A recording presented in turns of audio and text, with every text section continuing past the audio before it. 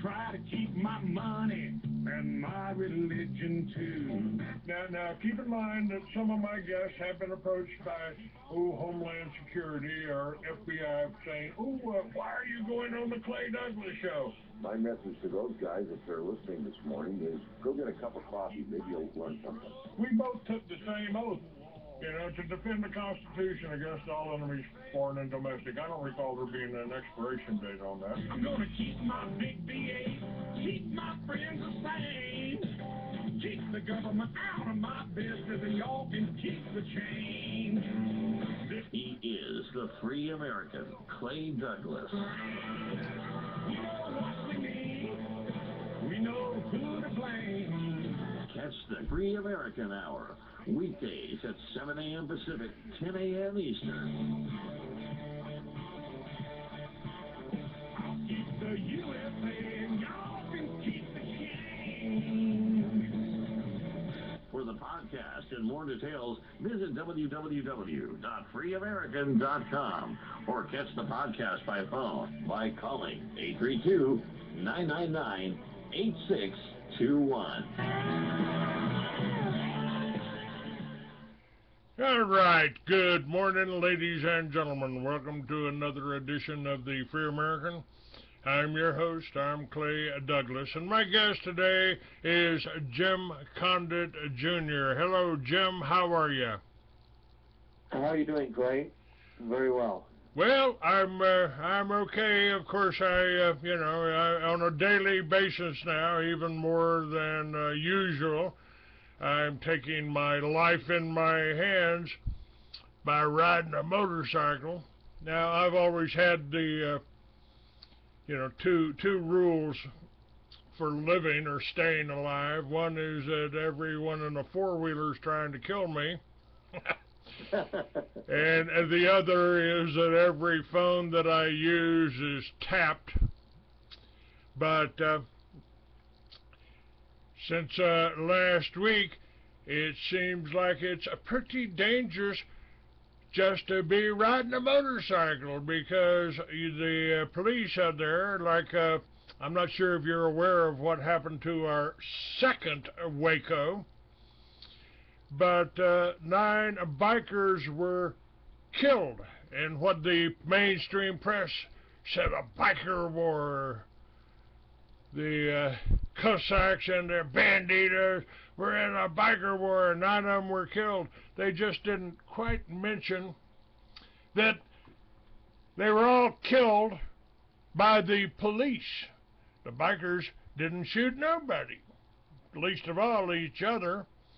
And on top of that, 170 motorcyclists were arrested and held with $1 million bond for wearing their club names on their backs. Have you, I don't know, Texas justice, and something about Waco really disturbs me. I mean, all we heard on the news, the major media, was that there was a biker shootout. Yeah. There was a fight in a restroom of the Twin Peaks restaurant. The police were pissed off because the owners of the Twin Peaks franchise allowed the Council of Clubs to hold their meeting there. I think they have one about every 3 months. And the Council of Clubs is just that. It's all the clubs were invited, and the 2 clubs that they said were involved in the shootout, they don't get along. They've got some issues about their bottom rocker. Banditos claim Texas, and the Cossacks were trying to do the same thing. But there was nobody shot anybody. They didn't. We don't carry guns into restaurants in Texas, and I've been a biker my whole life. Matter of fact, Banditos. When my first club, I went to the Banditos after I left and went out to Arizona. That was 45 years ago. Huh. And they're just clubs. I mean, they're not MS-13. They're not the like gangs. That's just the way the media and the police try to demonize them. And of course, they did the same thing to me when I started the militias after Waco back in 1994.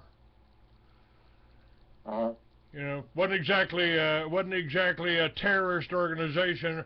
We met and formed the militias, New Mexico militia, in the governor's office.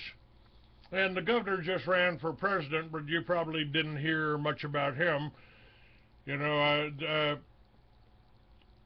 back in 1996, I traveled coast to coast with a gentleman by the name of Charles Collins. You may remember him. Yeah, I met Charles Collins several times, yeah. Wonderful man, good friend. And I sort of pulled double duty. I was his driver, I was his bodyguard, I was his speechwriter. And every time he got up to tell the Republican Party that we could buy back the Federal Reserve, wipe out a $6 trillion debt like that, every cameraman on stage, ABC, NBC, CNN, turned their cameras off, pointed them at the ground, and took a smoke break while Charles was speaking. And in 2 states, in Maine and Michigan, they unplugged his microphone. Yeah. And you're running for office now. my condolences. You're running for Congress against Boehner. Yeah, Speaker of the House John Boehner. I haven't announced yet for 2016, but I will in the next month or two. Yeah, and so the way that we're given the silent treatment out today is there's no meetings to speak of. There's no debates. There's no meetings that you can go to get any major media access. So I collect what money I can and put radio ads on the air through the reasonable access law, and federal candidates, if you're running for Congress, Senate, President, Judiciary, federal judiciary, they have to accept your ads. So, and in the last 2 months, they have to sell them to you at the cheapest rate they sold any business all year. And so, anyway, I'm coming out with a new e-book soon, probably will be a book too, called The Reasonable Access Law, to explain to people how this works, because I'd really like to see not just me utilize this law, but somebody in every major metropolitan area running for Congress or one of the federal offices, and collecting money and using it to put certain messages on the air to reach, hundreds of thousands of people in each city driving back and forth to work that are, hopefully some of them are feeling they're not getting the whole truth, at least subconsciously. They must wonder, is Hannity telling me everything? Am I getting everything from going back? And we're there with the radio ads to push them into websites where hopefully a whole new world of information will open up for them. Well, let me. Just so happens that I got this up right here, and I'd like to play it. It's 4 minutes here. Jim Condit Jr. And it says, help reach millions now with pro-Palestinian radio ads through Jim Condit Jr.'s John Boehner's opponent for, well, I guess this was for last year, but it's still relevant. It's still relevant, and most Americans have been so programmed by our television. If you say anything positive about the Palestinians, or try to get the truth about the Palestinians, who are really the people, I believe, that walked with Jesus, because most of the so-called Jews, that Jesus warned you about, the Jews that call themselves Jews but are not, are of the synagogue of Satan, their ancestors never set foot in Palestine. They never walked with Jesus. They came from, well, a little place that's kind of been wiped off the maps and the history books, but you might know it as the Ukraine now. But let's hear this ad here. And of course the charge will be, oh, you're an anti-Semite here. Hang on.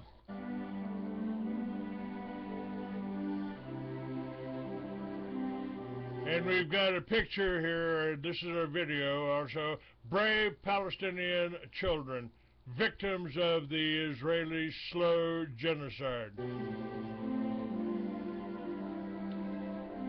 Palestinian families hit with real bombs from real planes.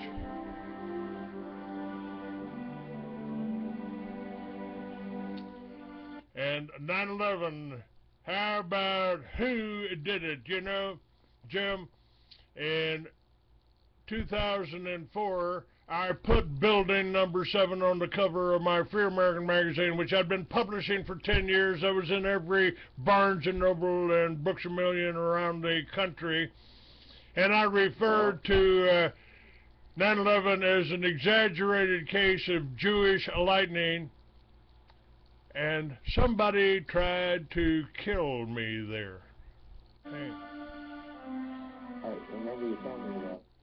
It's you know, it was pretty well documented. Those buildings were condemned.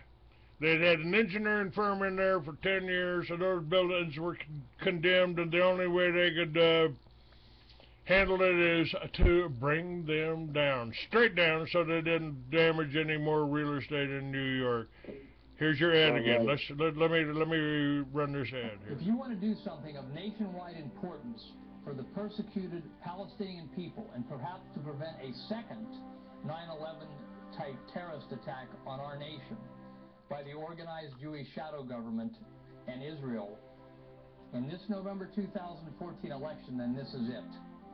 Because I'm a congressional candidate running against Speaker of the House John Boehner in Ohio. The big AM radio talk stations must carry my radio ads. They must carry my radio ads, for instance, during such shows as Rush Limbaugh, Sean Hannity, and Glenn Beck, because of the reasonable access law, which very few people have heard about, and a very important 1996 appeals court decision backing it up. Here's 2 of the radio ads that we're putting on large AM talk radio stations. Israel and its agents occupying the U.S. government are perpetrating a slow genocide against the Palestinian people, some of whom are Christians. It started with the cowardly invasion in 1948 when 200 Palestinian men, women, and children were murdered by surprise in the village of Deir Yassin. Recently, we saw the Israeli government engineer the throwing of some bottle rockets at their own parking lots and then use that as an excuse to kill 3,000 Palestinian men, women, and children with real planes and real bombs. The Jewish lobby-controlled U.S. media constantly cast Israel as the victim, when in fact they are the aggressors and murderers. Some Jewish leaders, such as Professor Norman Finkelstein, have courageously opposed this persecution of the Palestinian people. Israel should be defunded immediately, and Netanyahu should be arrested for war crimes. Much more info on how to take our country back from these moral monsters at LetFreedomRing2014.com. Paid for by Jim Condit Jr. for Congress, 2014. Here's another ad we're going to run. A false flag operation is where one group perpetrates a massive terror attack and then blames it on another group to advance the perpetrator's agenda. The organized Jewish shadow government now running the USA and Israel is the undisputed master of false flag operations. The granddaddy of all false flags was 9/11, orchestrated by the organized Jewish shadow government and blamed on Muslim Arabs, with the goals of moving the United States towards a police state and keeping our soldiers in endless wars in the Middle East to advance Israel's expansionist policies. You can find 2 one-hour speeches I gave on the terror attacks on 9/11, parts 1 and parts 2 of Pulling Back the News Curtain on 9/11, at my website, LetFreedomRing2014.com. We are vulnerable to a second terrorist attack on our shores orchestrated by the same organized Jewish shadow government, this time perhaps a suitcase nuclear bomb attack. Break through all the gatekeepers at LetFreedomRing2014.com, paid for by Jim Condit Jr. for Congress, 2014. Now, if you want to help me reach millions of people with this ad over big AM radio talk stations as they drive back and forth to work so people hear the truth, go to LetFreedomRing2014.com and make whatever donation you can afford. So, if you're not already there, go to LetFreedomRing2014.com, make a donation to help me put these radio ads on in the biggest talk stations in the heart of America in this November election season, 2014. And if you can't make a donation, then pray that we reach the right people. Everyone into the battle.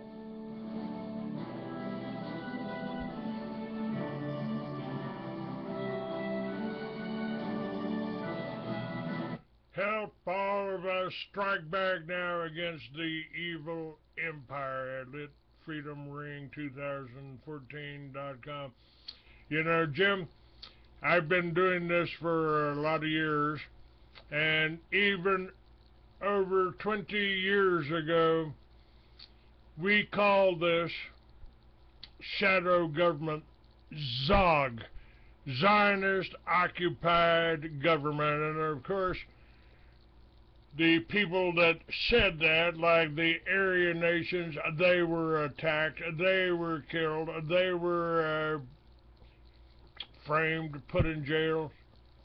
And No. I have blocked in every library across the country, every major corporation like Intel or Intuit or even Office Depot. Try to go to Office Depot, folks. Take one of your computers there and type in freeamerican.com.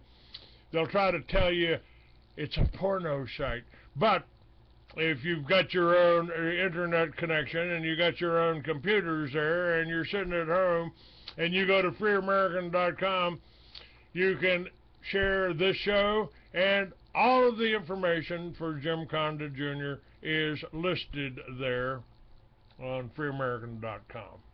And my kudos to you here. You're telling the truth. This ain't hate speech, folks. This ain't anti-Semitism, because the Jews are not Semites. Their ancestors were never there in the Holy Land. They were in a little country called Khazaria, and they were called Khazars. And their own people, their own scientists, have tracked their DNA, and that can be confirmed. So, matter of fact, Benjamin Friedman, a Jewish historian, called it the greatest hoax ever put out in the world, trying to convince Christians that somehow the Jews were related to Jesus. And, of course, they tried to destroy him, too. Right. Now, that kind of brings up, you heard on my intro to my radio show that some of my guests have been approached by the FBI or so. Yes, and yes, that's quite a compliment. I had a guest on my show a few months ago, and James Trafficant was on my show, and 2 weeks after he was on my show, or less, he was dead. Now, call me a conspiracy theorist if you wish, but I find something really wrong with this. I have a hard time believing that he was killed in a tractor rollover. I mean, well, yeah, it's a highly unusual scenario, we are still, there's been, as far as I know, no investigation like there should be when Jim Traficant had as many high-powered enemies as anybody in the country, because he had defeated the IRS once, causing them to have to go to the court to take your home. If they said, hey, we deserve your home because they say you're behind in taxes, then they could take it without going to court up until 1997. Traficant slipped in a section to a bill that Clinton was going to have to sign. He did it with the help of Bill Archer of Texas and Rob Portman of my city, surprisingly, who were congressmen then, and he went on C-SPAN and explained this, and they got so inundated with calls from the C-SPAN audience, I guess, and others, that Archer called him and said, I'm going to put it in the bill this time. Clinton had to sign it because it was one of these big, we need the funds generated bills, and he signed it, and that meant that the IRS had to go to court before they took your home. So in 1997, roughly, in that 12-month period, they took something like 58,912 homes, something like that. And the next year, when they had to go to court, they took a grand total of 59 homes, dropped by 10,000 when they had to go to court and prove it that they had. Now, of course, as you know, and probably most of your audience knows, the IRS was always illegal from the start because it never passed in the first place. Bill Benson, with his book, The Law That Never Was, went around in the 80s, I believe, it was the 80s, to every state capital to see who actually passed, who actually voted to amend the Constitution to include the income tax, the 16th Amendment, I believe, and he found that only 30, we had 48 states then, of course, because Hawaii and Alaska weren't made states yet.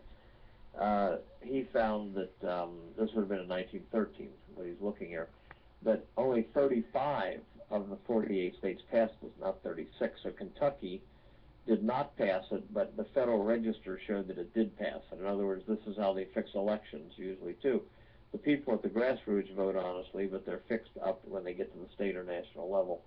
Well, they did this on this income tax, so it never passed in the first place, among many other problems, fatal problems. But I always look, Clay, at the IRS as the Talmud in action. There are certain things that are the Talmud in action. Now, people don't know, the Talmud is the so-called modern Jewish holy book, which the key parts of it read more like a manual for organized crime.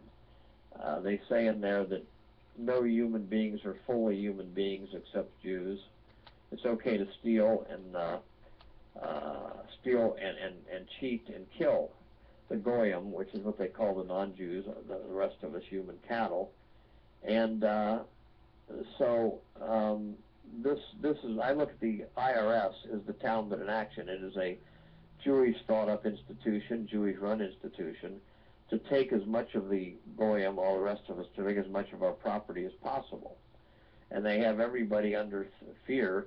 As the late writer Joseph Sobran said, he said that the IRS treats every American constantly as a suspected criminal. Well, this is not the Constitution. This is not the Fourth Amendment, no unreasonable search and seizure. This is a modern-day Jewish shadow government attack on the American people. That's the IRS. Now, many of us, not everyone has taken them on directly. Many of us maybe take them on indirectly, because if they focus on you, then they can put you in jail. But I admire those who take them on directly. But in any case, now, so imagine here comes Jim Traficant, congressman from Youngstown, Ohio, who outmaneuvers them. So instead of them being able to take 10,500 of the everyday citizens' houses, Clay, they could only take 59 the next year. So that was a drop in 10,000 homes. So you can imagine how mad these top Jews were at Traficant just for that alone. And Traficant said he would, after that, go down the halls of Congress and then say, different people say, keep your head down, Jim. Don't do anything else. They're going to get you. And he said, well, if they're going to get me, they can get you too.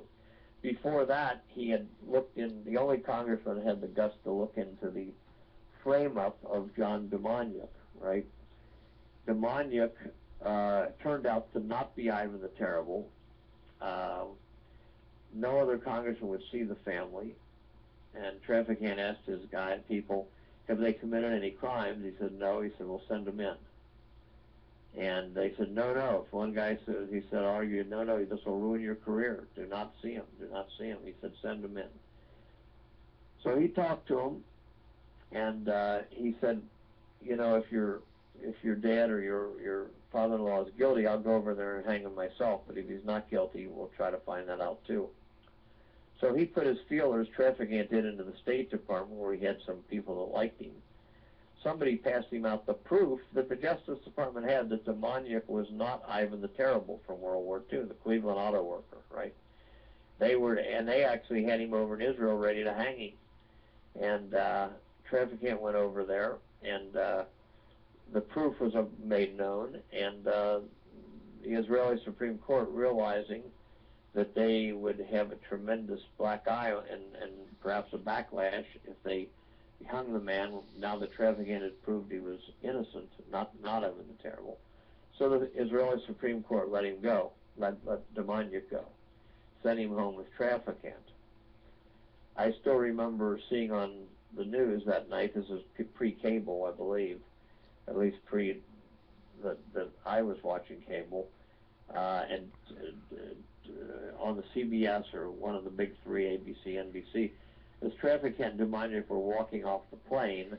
I remember Traficant had the kind of jacket you'd see a pitcher wear when he was before he was warming up to pitch. And there was some Jewish lady planted on the plane who was screaming, "This is terrible! This is terrible!" kind of ungodly shrieking. And of course the cameras were there to get that, and Traficant and Demoniuk just walked past her. But so they were mad at him for that, because the Jews in the Justice Department, who, as Traficant said, suborned perjury, they had all the facts. They knew he was innocent, but they were trying to keep their Holocaust guilt trip alive for everybody. Even Americans who were told, you know, went in and you see the Americans freeing the camps. Even we're supposed to have a perpetual guilt trip on the Holocaust, you know. So basically, Traficant ruined their credibility in so many ways that they were just going after to keep the issue alive by getting anybody, however innocent they were. So they put Traficant on trial in 2002 over absolutely nothing. And I would say that if they had any evidence, why didn't they use it in that trial? They had all kind of ridiculous garbage. And Mike Piper wrote a book called Target Traficant, which you can still get, that shows how ridiculous these charges were. And as I say, if Traficant really did something wrong, and a lot of people think he did something wrong just because he was from Youngstown, Ohio, which is a very organized crime type place, but if he really did something wrong, why didn't they use what he did wrong in the trial, where they framed him up and the jurors were strong-armed? And it looks like to me that one of the aunts of one of the jurors might have been killed, might have been murdered in order to get the young man, I think his name was Groden. He was a juror who had announced unwisely a few days before they were going to take the vote that he was not going to vote against Traficant. That would have ruined the trial. So his aunt conveniently dies, whether it was an accident or a murder, I don't know, in a car wreck. And the judge uses that to tell the young man that was going to vote to acquit Traficant, which would have got him off, did he want to go to the funeral? He said no. And she said, I want you to go to the funeral. I won't remove you from the jury. I won't remove you from the jury. And so he went to the funeral. As soon as he's out of there a day, she removes him from the jury and brings in a Jewish lady from Beth Israel Synagogue, something like that. It was announced when the lady came in. She was from Beth Israel Synagogue. I don't know if I got the synagogue's name right, something like that. And she, of course, was the 12th vote to convict him. Unfortunately, the other people were not strong-minded enough at that time to resist all the manipulation that was happening from the foreman and two others, probably of whom were being told, if you don't convict Traficant and get everybody else to convict him, we're going to send you to jail. That's the way these things work. with real or phony charges. And they probably had real charges on some of these people that they could have at least made stick. So anyway, Traficant went to jail for 7 years, and he came out. We were planning to launch Project Freedom USA. I think he was on your show about that, and a month before that was the launch, he died in this highly quizzical tractor accident at his farm. One person present who will not speak to this day, which is extremely odd, and no coherent explanation from the coroner or anybody else as to how this happened. Supposedly a 3,000-pound tractor went to the back of his barn, which was about 200, 300 feet long. This was a barn where they showed horses and walked them in little circles, because Trevian was a big horse fan and owned horses at times in his life. And so supposedly the tractor went back 200-300 feet, hit the wall, turned over on him. Yet the coroner's report said no broken bones, no heart attack. So there's not been a coherent explanation from start to finish on this. And again, awfully convenient that Traficant was removed at that point. Now, one way or the other, whether it be accident or by assassination.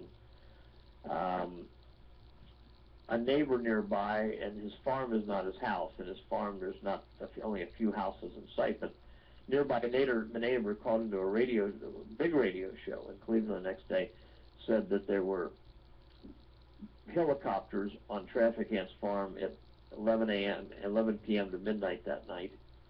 One of his friends who went there said there was a helicopter hovering over the entire, while the ambulance and stuff was taking him away, and that helicopter flew south, not north. His friend was looking to see, is that going to go where the television stations are? Maybe it's a TV helicopter, or go where the police is? And no, it didn't. It went the other direction.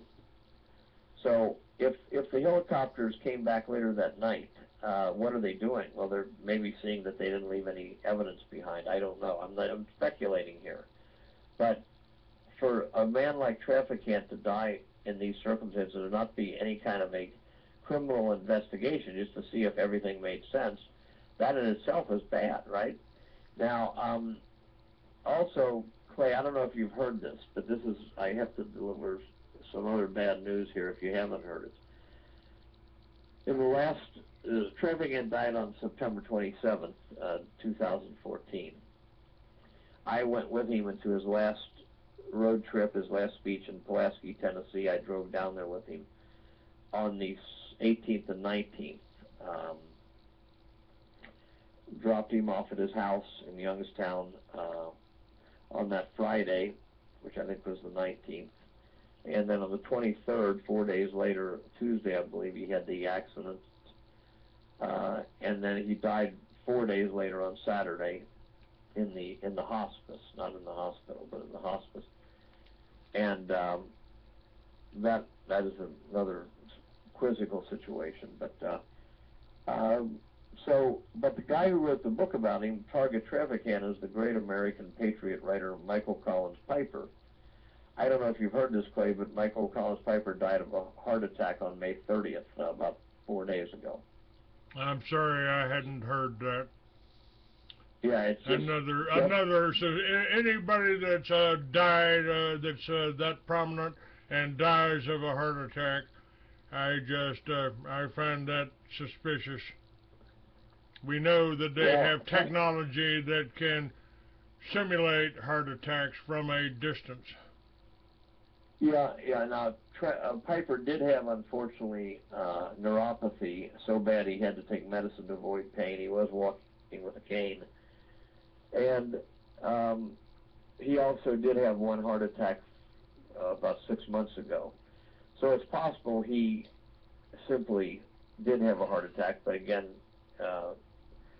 there is this technology you talk of, so we got to, but he was only 55 years old, and that is a tremendous loss to the Patriot movement.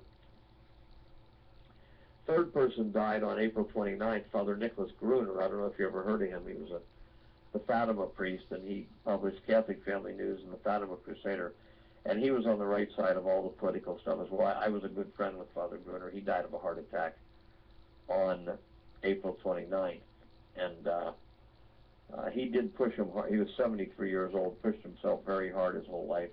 Always seemed to be on the verge of being sleep deprived because he worked so hard. And so his heart may have just given out. But other people have said, again, like you did, heart attacks are, they can be open to question. So we've had 3 massive lives. Father Boehner mailed to millions of people on what was going on with the shadow government. He had a big conference had Ron Paul up there to Canada and a number of other people from Europe regarding, the dangerous and unnecessary wars that were being provoked. But anyway, so we've really lost 3 major figures tragically that we needed: Jim Traficant, Mike Piper, and Father Boehner in the last year. So anyway, that was kind of the story with Jim Traficant. We are going to resurrect. I met him at Freedom Palooza, which was run by Paul Toppett of Poker Face up there in Easton, Pennsylvania. And I met Traficant at that event on July 4th, 3rd and 4th, 2011. And we finally worked together closely the last 6 months of his life, or actually it was less than that, but from April, May, June, July, I guess it was about 6 months. I was traveling with him about 5 or 6 times, and we had a kickoff with Willis Cardo and the American Free Press for the Project Freedom USA on July 19th, and we were going to go to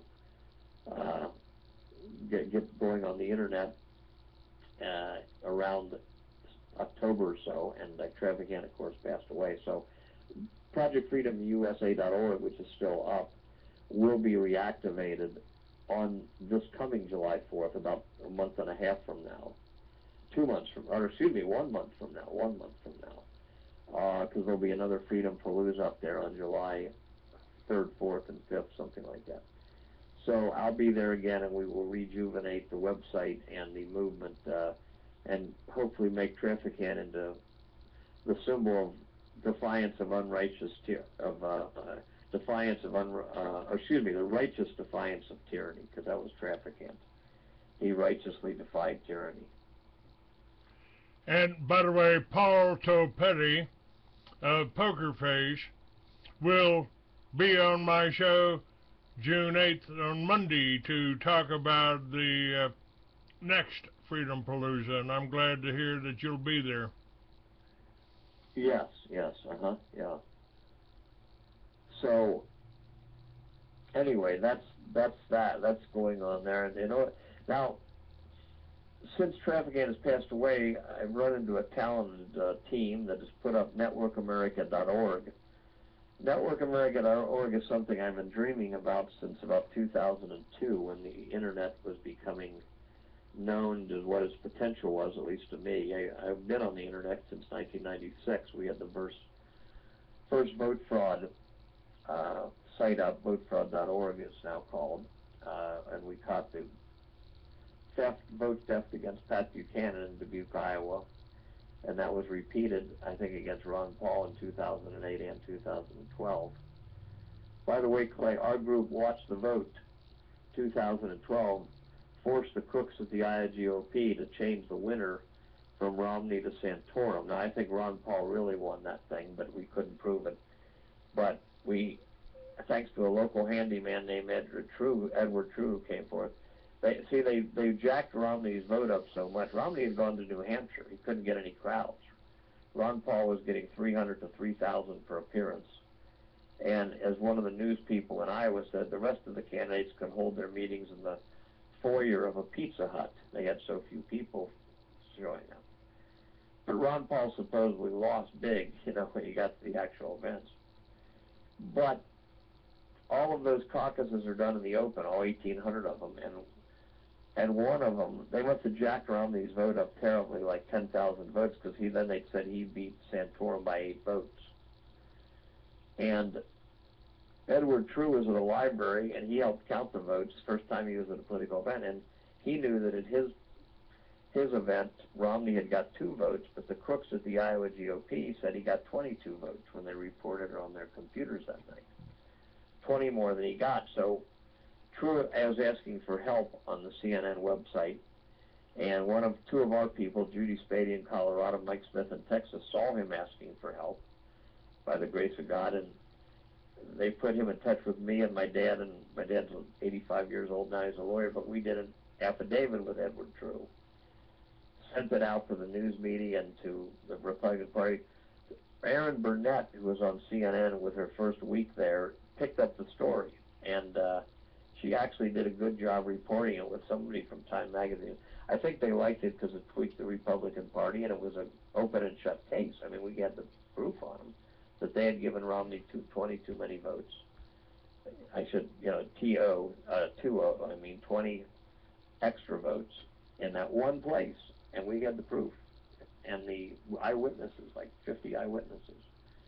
And so they eventually, after some crazy comments, like Edward True's just a citizen, he should not be commenting on the election. That was their first response. Their next response, after somebody must have told them, pull that back, that's absurd, making us look bad, they then said, well, yeah, okay, Romney didn't get the 20 votes that we gave him there, but we found 20 votes somewhere else. Well, that was so goofy, they pulled that back, and they finally, since the local county chairman with 50 eyewitnesses against him and Edward True's affidavit and watched the vote pressing the issue, and Erin Burnett on CNN pressing the issue, they backed down and had to make Santorum the winner instead of Romney. First time in American history that ever happened. Now, the reason I say that is because it's important. If you have an alert, even a few alert citizens, who would know where to look, you can cause the powerful establishment to do all kinds of things if you know exactly where to look and know where to apply the pressure. And of course, by the grace of God there, Edward True came forth, and if he hadn't come forth, we wouldn't have had the proof, but he did. We hooked up with him and changed history, even though it was, maybe some people say, well, that's minor, but it shows that the elections are messed with, let's put it that way, absolute proof that they're messed with. And so, anyway, that is, I segued into that. We'll probably be doing that again this year because it's a good example, and next year it's a good example to teach the American people if they can to prove that they fix a open caucus like Iowa, where if you have 1,800 eyewitnesses, you can witness every count in the open. Imagine how they can fix the November elections where all the votes are taken away from the people and counted in secret, right? So anyway, back to networkamerica.org. We got that up there. It's ready right now to accept 50 or 500 or 5,000 or 50,000 or 500,000 people. What we're trying to do is everybody can go in and sign up by the national group, state group, and county group, so that we can get, God willing, in the next 6 to 12 months, 3,000 groups in the 3,000 counties. There are actually 3,141 counties. 50 states are divided into 3,141 counties. And we want to get dozens in the small county, hundreds in the big county, people running for precinct in the Republican and Democratic Party, especially the Republican Party. But there's no reason the communists should control the Democratic Party for the rest of our life.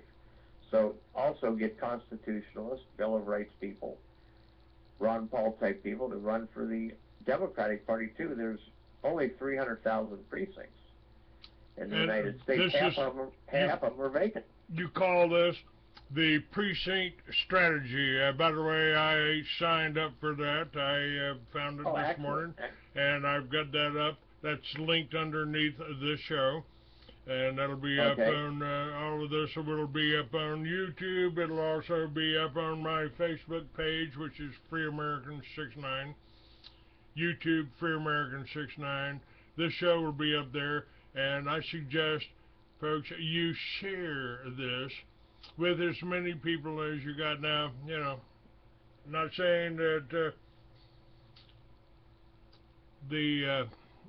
all of these things, Facebook and all this, is all, maybe it's a certain amount of control, but, you know, we can make a difference. You can make a difference, and doing it on the locally. You know, I've told people the way they control us is by consensus, and the way they do that, they've got the plan there, and if you keep your mouth shut, then they say, oh, you're part of the consensus. You must agree with us because you didn't say anything. I think people need to speak up. They need to talk to their neighbors. They need to talk to their fellow citizens and not be afraid of being called a conspiracy theorist or anti-Semitic or anti-government. And frankly, I am the most pro-government guy out there. I just want the constitutional republic guaranteed me by our founding fathers. Yeah, and I always like to tell people we don't need to overthrow the government. We need to just get the criminal element out of the government. That's all we need to do. Government, some limited government is good just to help a country. But no, we got criminals are more and more taking over the government because either people don't understand what's happening or they're afraid to speak out. So first of all, Clay, it's an honor to have a man of your caliber and long-standing, uncompromising patriotic activity as part of Network America. And it's a very open thing. I mean, we got already in the 50 states, 3,000 counties, right? Already there's a way for people to join whatever party they want, Democratic, Republican, Constitution, Libertarian, or Independent, meaning no party. And some people are starting prepper groups to prepare if society breaks down. Some people are starting ham radio groups. Some people are starting, one lady started Crush the Duopoly, which she wants to crush both the Democrat and Republican Party, which I do too. I mean, but the problem is the Republican and Democratic Party run every county, every state in the federal government. So we got to deal with them. It's like 1776, the founding fathers couldn't say, well, let's fight Uruguay. They're not so big and tough as England. Let's fight Uruguay. No, they didn't have that choice. They had to fight the British who were here. And we have to fight and get rid of the Democrat and Republican Party as constituted. So that's why we're telling people I call it two wings of the same bird. And I've got a caller on here. Chip Tatum is running Veterans Truth Network. That today's the first day we're broadcasting. Hello, Chip. Say hello to Jim Condit. Hi. Hey, did I lose him? Where did we go here? I guess Chip, I lost you there. Don't know. We are broadcasting on Veterans Truth Network now. Is this your first day? Is this the first day for a new system? Yes, sir. Okay. Let me while you're getting Chip back, hopefully, let me just say why the precinct system? Because you change the people in the precincts. Remember, half of them are vacant, so if you run, you win automatically in half of the precincts. And then there's a county meeting after. Most precinct people are elected at a caucus or election in like the spring primary, like May in Ohio. Then a month later, there's this unknown meeting to the public where the county parties get together in the county at the VHW Hall or the convention center or the big hotel ballroom, wherever, and they elect the party leaders. That's where we're losing the country, Clay. Nobody's there. I mean, I don't know how much judicial corruption we'll run into, but we're not even on the playing field. So we're saying to people, you run for precinct, which is simple, usually about 5 signatures. You don't have to give public speeches and all that. You spend 20 to 40 hours every 2 years, maybe. We can show you what to do. You run for precinct. If you win, you go to that county meeting a month later and you elect the party leaders. You change the party leaders, you can change the candidates, change the Congress, and change the policy and save the nation. It's that simple. There's a 6-minute video on networkamerica.org, which is like a whiteboard animation, and it's a 6-minute video explaining why we're doing this. And we'll have another one up soon on how to do it, giving people an idea. So that's why we're doing it, Clay, not just for fun or just for civics or something like that. We're doing it because you change the party leaders, change the candidates, and 95% of the time the endorsed party candidates party candidates endorsed for city council or Congress or state rep, the ones who are endorsed by the party win 95% of the time. So you change the party leaders, change the candidates, change the Congress, change the policy, and save the nation. And with the internet and conference calls and websites and email and phones and everything, these conference calls for free now can hold up to 1,000 people on freeconferencecall.com HD. Then we could easily spread from a few hundred to a few 100,000 in a few months. But the problem is, Clay, that all the big groups, the Tea Party Patriots, even Campaign for Liberty, Ron Paul's group, the National Rifle Association, with hundreds of thousands and millions of people, will not let the people talk to each other. And in Network America, there's no gatekeepers. Anybody can talk to anybody.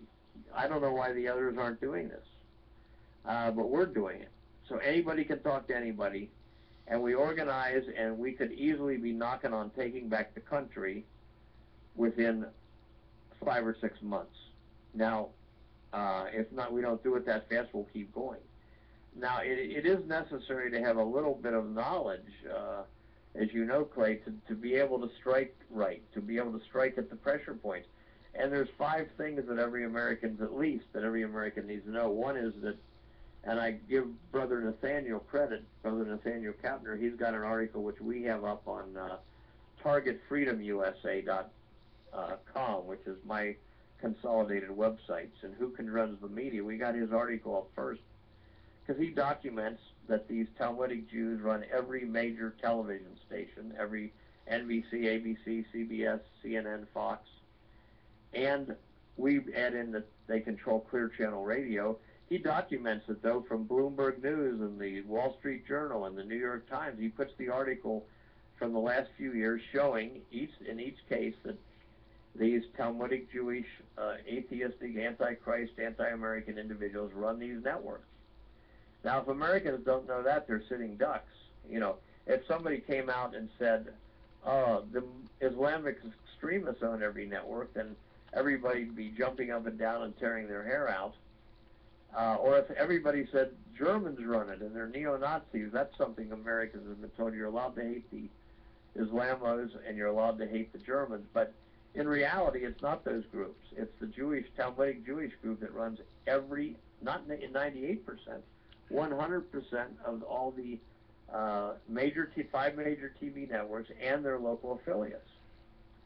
And I think I have another name, because I think I'm starting to believe that calling them Jews is almost playing into their hands. I think what we've got here is the Khazarian Mafia. Yeah, that's a good way to put it, because as it says in the Book of Revelation, sometimes called the Book of the Apocalypse, 2:9 and 3:9, both talk about the Jews that say they are Jews but are not. Now, this is St. John writing on the island of Patmos in 91 AD, seeing the end of time. That's what the apocalypse is. I mean, it's not all right at the end of time, but there's good argument can be made that he's warning us of these Khazars when he says they say they are Jews and are not. So they're not Hebrews, and they don't follow the Old Testament. They follow this diabolical Talmud that says that, you know, you can kill and cheat the non-Jews if you can get away with it. I'm not saying all Jews believe that, but that's what it says in the book. Jesus dies 5 deaths every day in hell, 1 in boiling excrement, and it gets worse from there. And all kinds of other blasphemies against the Christian religion. The Quran is excoriated night and day on Fox and on EWTN, which is the Fox News to deceive Catholics. And they'll excoriate the Quran night and day, but never say a word against the Talmud, which is a lot worse than the Quran. Yes. So, and also, one of the things that really gripes me is this whole the protocols of the elders of Zion. You know, if you mention that in mixed company, the Jew in the room will stand up and scream, "Well, that's a forgery. Don't you know that's a forgery? What's a forgery?" "Oh, yeah, it's an exact copy of the original, and it doesn't matter who wrote it, whether it was a Tsar secret police are a bunch of Jews sitting around a kibbutz or whatever. They're all dead. They found it almost 200 years ago. It's been around that long. And if they, it don't matter who wrote it, it matters who is using that today. And this is a perfect plan for everything that's happening now. I mean, even Henry Ford told you 100 years ago that doesn't matter who wrote it. This is what's happening. Somebody is using this to install Satan as the head of their one world government of the bankers, by the bankers, and for the bankers. Yeah, and not only did Henry Ford, in a court trial, they asked him, he said the protocols had been translated into English, I think, in 1905. And in 1921, I think they brought him into court and were trying to embarrass him, but he said, on a number of fronts, and he held his own, of course, but he said, the important thing is that the protocols fit what was happening in the world in 1905, and they fit it even more today. Now, if you read the protocols, what is kind of not emphasized enough in it, because they probably didn't want to emphasize it, is the unlimited money that the Rothschild bankers and those who are implementing it have. And that's how the few can be so powerful. They're issuing money to the assassination squads, the think tanks we never heard of or did hear of, by the congressmen, by the media, that's a big thing, buy up the media, and buy up the vote fraud companies, the computer vote fraud companies. There's 4 of them. And all of our elections, for instance, I don't believe, again, I'm no big fan of Romney, because he was, they're all basically serving the same Judeo-Masonic shadow government at the top. And that isn't to say your local Masons who go down and play cards. Most of them are patriotic Americans. They just don't see they've been deceived into funding something that at the top is no good. And by the way, we want to be equal opportunity offenders here. I'm raised a Catholic and still a Catholic, but the Vatican was taken over by the Rothschild bankers in 1958. And I have a website up called whitesmoke1958.com that goes into as much detail as known about the takeover. So anybody that's a Catholic knows that the Catholic Church has been turned, the structures, the religion has been replaced with a mush-brain counterfeit religion. Benedict the 16th, who we look at as an anti-pope, who's still alive, our faction looks at him as an anti-pope, he said in like 2011, we need an international banking authority. So I asked my friends who are still kind of mesmerized or got the wool pulled over their eyes on what's happening in the Vatican, what do you make of that? My conservative friends, But at any rate, so whitesmoke1958.com, and I got 3 75-minute interviews with Judith Sharp on isoc.ws, isoc.ws, or you that go into this, and it's the same way as Pat Roberts and Jerry Falwell, Jimmy Swaggart were given millions of dollars in their own cable networks or easy access to cable because they created the 40 million Christian Zionists in America today who believe the only doctrine left in the Christian religion is to support Israel and the Jewish lobby no matter what they do. And so while the Catholic Church was taken over in 58, when there was 5 minutes of white smoke on October 20th, the Pope never came out, and then 2 days later, this John the 23rd comes out, who the Jewish press worldwide, hooray, good Pope John. You may be old enough to remember that. Good Pope John. Well, this was their man, having taken over the Vatican. Until Pius XII died, the H.G. Wells and Alice Bailey wrote, the Vatican will have to be bombed if they don't fall in line with the New World Order. Those are my words, but that's basically what they said. If Pius XII and the Vatican doesn't fall in with being soft on communism and going with the plan for the New World Order, we're going to have to bomb the Vatican. Both of those two wrote that in the 40s. And if you look on whitesmoke1958.com, the 5th article written by the gentleman who researched all this, I'm just reporting it, is called An Ominous Anniversary, and he makes a very impressive case, circumstantial evidence, that when Cardinal Siri was elected on October 26, 1958, the nuclear threats came in. Get rid of this guy. You better get somebody else or we're going to blow up the Vatican. And that might sound far-fetched at first, but you might want to go, anybody might want to go in and read those 5 articles. Now, the last one of which is an ominous anniversary written in 2008, 50 years after the takeover. But in like manner, the evangelical world was taken over by Pat Robertson, Jerry Fall, and Jimmy Swaggart. And now, as I say, these churches basically believe the only doctrine left in Christianity is support Israel no matter what and support the Jewish lobby no matter what. And if you criticize anything Jewish, you're striking God himself. This is what they got these poor people convinced of. So now a guy like Ted Pike, I'm sure you know who Ted Pike is. Yes, I do. He's been on my show many times. A good man. He's a Protestant minister who did not fall in line with this ridiculous notion that you support evil when it's being, as long as it's being done by a so-called Jewish nation or Jewish lobby. And Ted Pike is not known to the American people because he, of course, was not given his own cable station, right?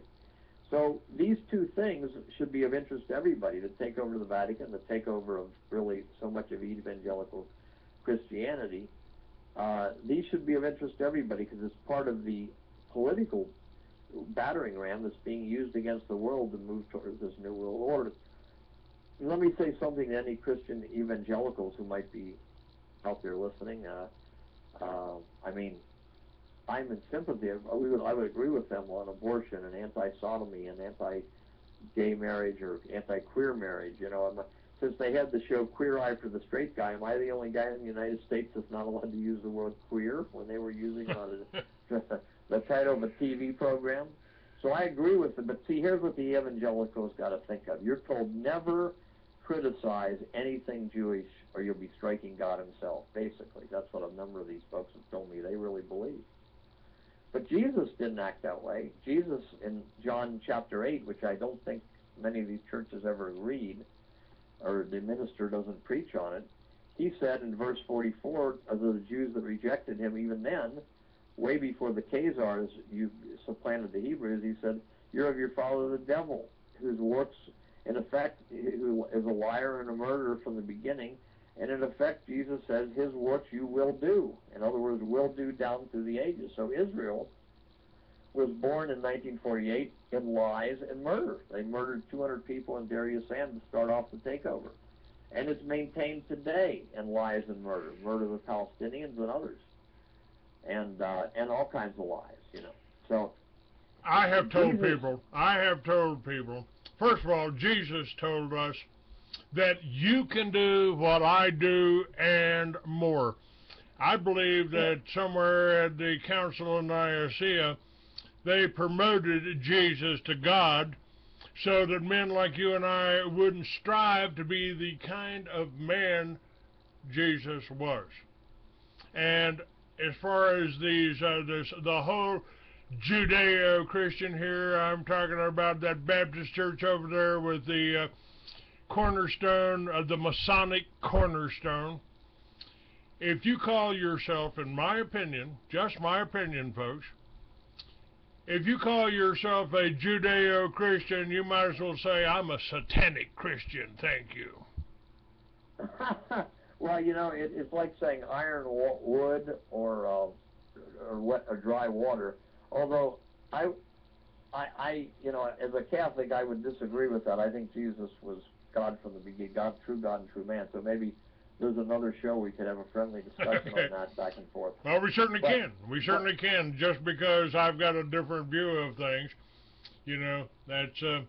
Yeah, and you may even want to have a third guest. Yeah, I'm glad to do that anytime. But the point is that Jesus, for our discussion here, people say, well, if you know, they quote this thing that they take out of context from Abraham, God's promise to Abraham, and I think it was Genesis, but God said, those who bless you, I will bless them, and those who curse you, I will curse them. Well, first of all, Abraham was the father, or, you know, kind of the grandfather, I guess, of all the 12 tribes, not just Judah. And secondly, if that is true, if that is meant the way the evangelical Zionists say, then the first guy that fell under that curse was Jesus, because he told the Jews, the Jews who rejected him off in John chapter 8, around verse 44, and then it says at the end of that chapter, they took up stones to kill him, but he hid himself. And eventually, from that incident on, he was eventually crucified. So hold on just a second here. It looks like I've lost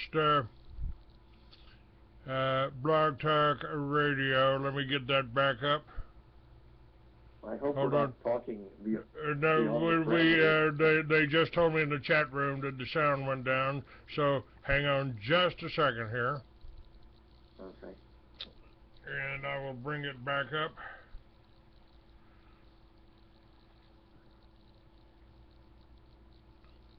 Welcome to Blog Talk Radio. Please enter your host PIN when finished.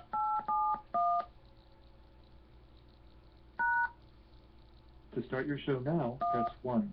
To hear... It appears that the host has already dialed into the show. Only one host is allowed per show. Thank you for using Blog Talk Radio. Alright, hang on a second. We'll try to bring that back up again. They said that, well, screwing up here. I don't know what's happening here, but we will find out. I hope we weren't going beyond the parameters No, of what they were talking about. I don't think so. But I get this a lot on my shows here. And let's try to bring that back up.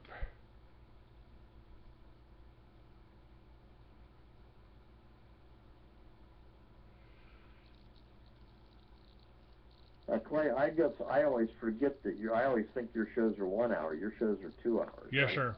Welcome to Blog Talk Radio. Please enter your host PIN when finished.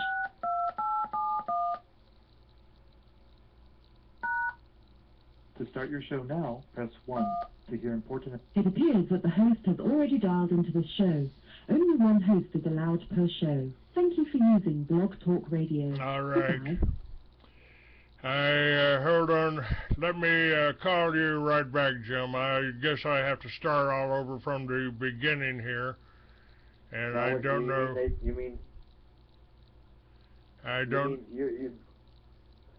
Well, you're going to call into the Blog Talk people? I'm trying to call in. It says I'm already connected here. Yeah, it sounds like... And it sounds like the show we did aired. It did air. It did air, and just 2 minutes ago or 5 minutes ago here, yeah, I guess it disconnected. Let me see. Let me tell you something real quick. Okay, go ahead. I gotta leave my house at 11:30 because I keep forgetting your show is a 2-hour show. I gotta be at a meeting on our internet sites at 12, about a half hour from here. But I can stay till 11:30. But we can do this again sometime too if the technology broke down. But I'll hang up and wait for you to call me back. Okay? All right, sir. Let me do that. Thank you.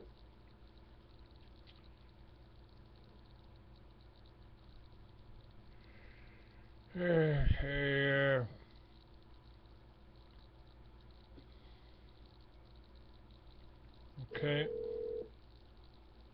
Hello. Oops. Do I have you here? All right.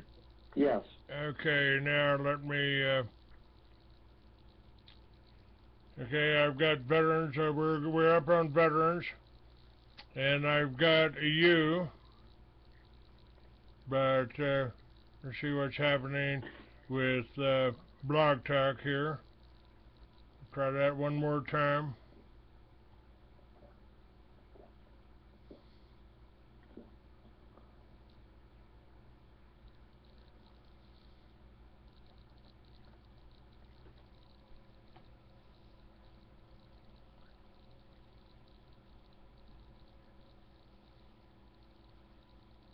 Welcome to Blog Talk Radio. Please enter...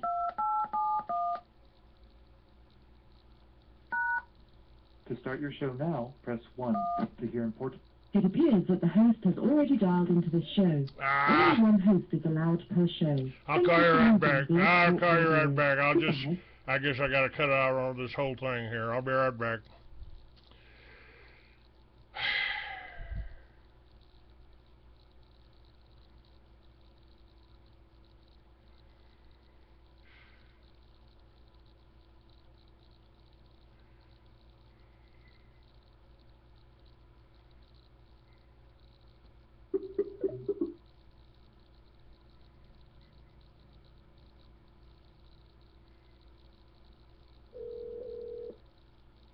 Welcome to Blog Talk Radio. Please enter your host.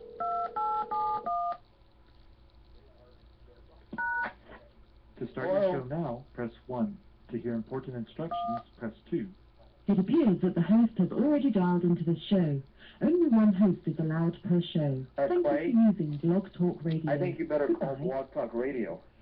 I'm trying to do that, and they say I'm already connected. So somebody else is connected to Blog Talk Radio here on the host line here, evidently. Yeah, that sounds suspicious. Yeah, they certainly didn't want this going on here. And we'll try it one more time here. I don't know. I've hung up on it three times, and it says I'm still connected. Welcome to Blog Talk Radio. Please enter your host PIN. When finished, press the pound key.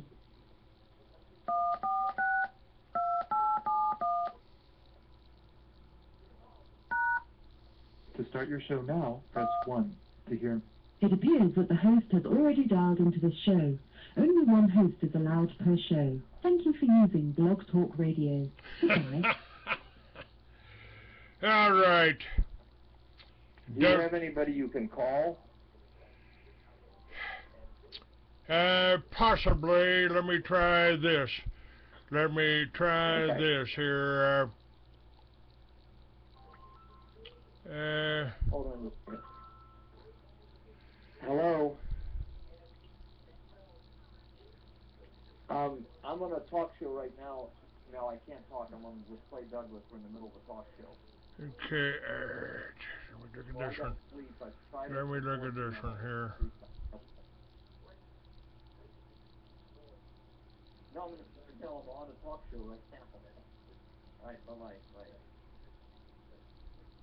Bye. Okay. Hello? Yeah,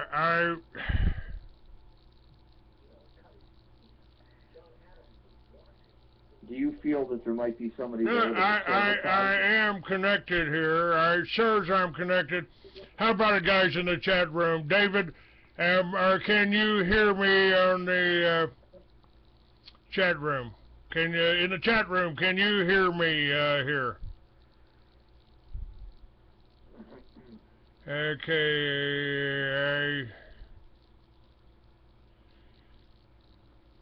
David, can you hear me here? Can you hear me on the thing here?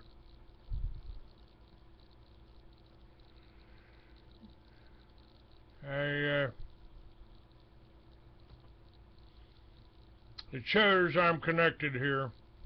It shows I'm connected here, and but I don't know if they can hear me in the chat room. Phil, can you hear me? It's not even giving me a way to hang up here, so let me go back and try to come on.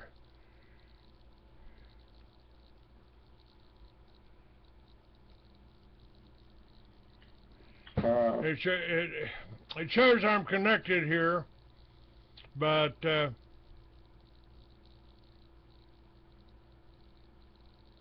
you didn't do anything to cause a change in anything, so it doesn't make sense, right? No, it doesn't make sense. Let me. Were you going out over two networks, Veterans and Blog Talk? Yes, sir. We're on Veterans today. And I wonder if Veterans can still hear us. Okay, we're still there. We're still there, and I've got you, and I've got Veterans Truth Network up. It seems to be working. It's but for some reason, it's all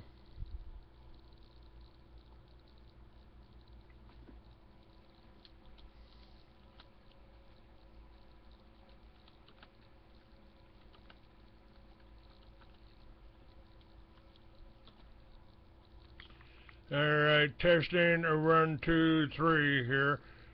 It show okay.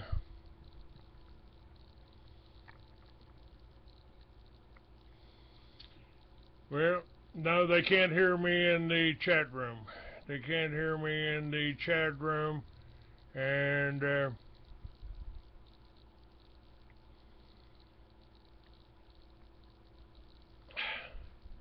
this is pretty strange here. I don't know what to do.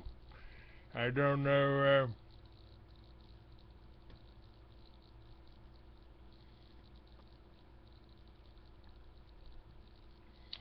Maybe I could do it this way. Let me try it this way.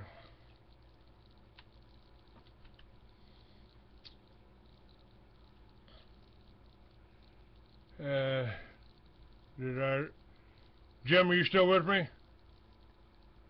No? Okay. Hold on a minute.